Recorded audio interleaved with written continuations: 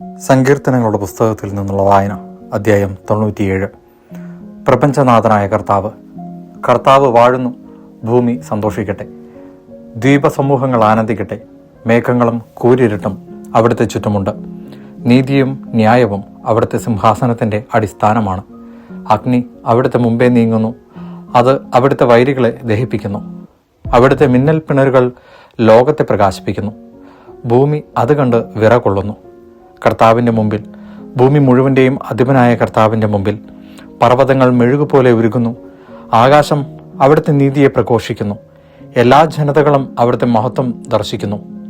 വ്യർത്ഥ ബിംബങ്ങളിൽ അഭിമാനം കൊള്ളുന്ന വിഗ്രഹ ആരാധകർ ലജ്ജിതരായിത്തീർന്നു. എല്ലാ ദേവന്മാരും അവിടുത്തെ മുമ്പിൽ കുമ്പിടുന്നു. സിയോൻ ഇത് കേട്ട് സന്തോഷിക്കുന്നു. യൂദായുടെ പുത്രിമാർ ആഹ്ലാദിക്കുന്നു. ദൈവമേ, അവിടുത്തെ ന്യായവിധിയിൽ അവർ ആനന്ദിക്കുന്നു. കർത്താവെ, അങ്ങ് ഭൂമി മുഴുവൻ്റെയും അധിപനാണ്. എല്ലാ ദേവന്മാരെയും കാൾ ഉന്നതനാണ്. തിന്മയെ ദ്വേഷിക്കുന്നവനെ കർത്താവ് സ്നേഹിക്കുന്നു. അവിടുന്ന് തൻ്റെ ഭക്തരുടെ ജീവനെ പരിപാലിക്കുന്നു. ദുഷ്ടരുടെ കയ്യിൽ നിന്ന് അവരെ മോചിപ്പിക്കുന്നു. നീതിമാന്മാരുടെ മേൽ പ്രകാശമുദിച്ചിരിക്കുന്നു. പരമാർത്ഥ ഹൃദയർക്ക് സന്തോഷമുദിച്ചിരിക്കുന്നു.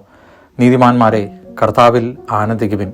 അവിടുത്തെ വിശുദ്ധ നാമത്തിന് കൃതജ്ഞത അർപ്പിക്കുവിൻ. ദൈവവചനമാണ് നാം കേട്ടത്.